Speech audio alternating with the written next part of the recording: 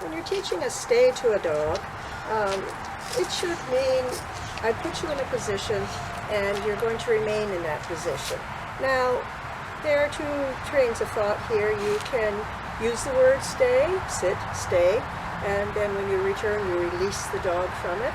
Some other trainers feel if they ask their dog to do something, they should continue doing it until they are released from doing it. And that includes stuff like backing up. I ask you to back up, you just keep on backing up, until I tell you to stop. So basically, it's up to you how you want to approach this. With stays, we usually think of the dog remaining in a sit, a stand, or a down. And they usually need to maintain this posture for a particular reason, for being groomed, for at the vet visit. So there are good reasons to just use stay as a single cue, don't move. Stay also means you remain in that position and I am always going to return to you no matter what is happening. Never use a stay to put your dog in a sit, stay, walk away, and call him to you. This can get confusing for a dog. Am I supposed to stay here and not move? Am I supposed to move? I don't know what I'm doing here. So make up my mind for me. So what we will do is when we're teaching a stay, we will always return to our dog and release him from the stay. So just as in all training, the word that we use will be tacked on at the end of the training when the dog is good at performing the behavior. Not right away, because we don't need him moving after I've said stay. Yeah, we don't want that. We want him to know to stay put. There are two portions to the stay. There is the timed stay and there is the movement stay. The timed stay simply means sit, stay, I'm cleaning your ears, I need you to not move here.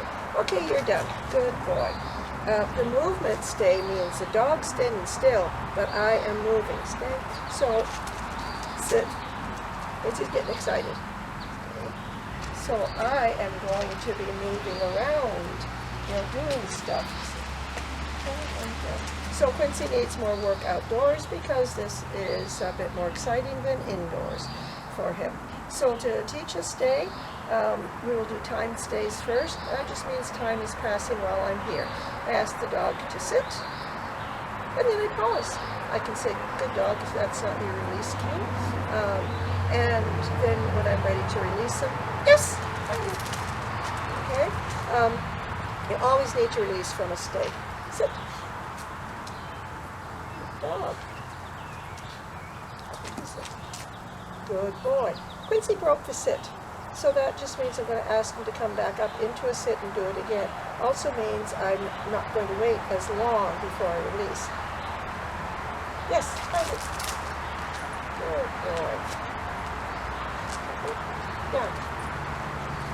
Good boy.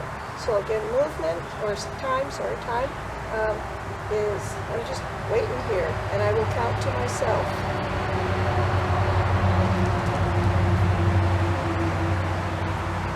So I would start over here. Find it.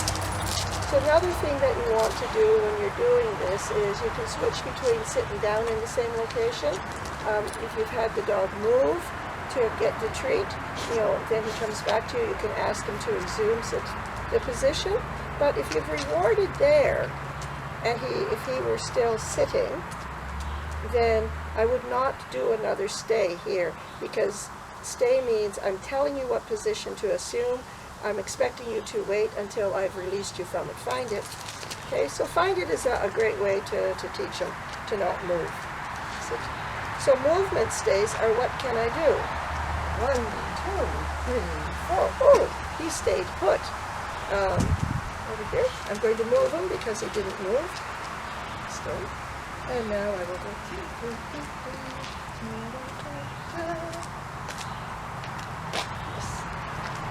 So you want to do different movements.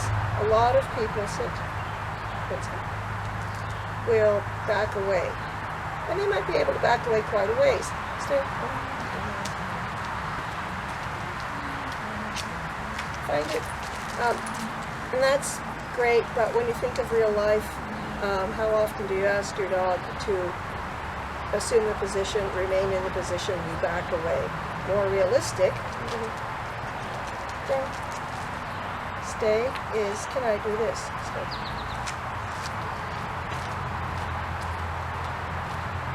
Yes, find it.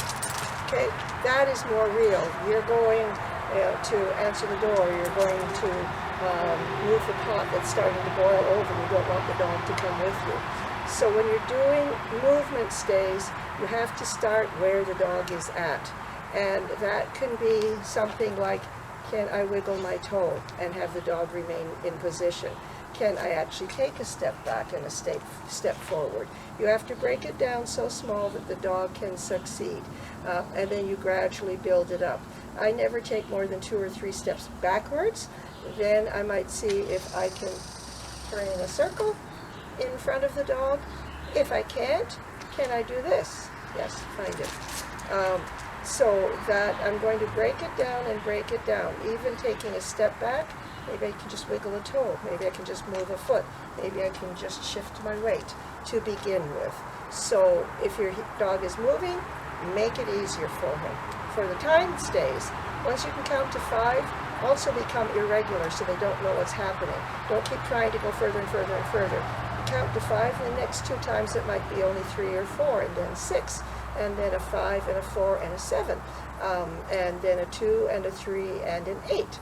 So you are jumbling it all up and just always gradually increasing it. You don't worry about the time when you're moving away from the dog, because the dog's focused on what you are doing. And so time really doesn't matter, because he's more worried about where you're going and what you're doing. So take your time and gradually build up what your dog can do. Find it.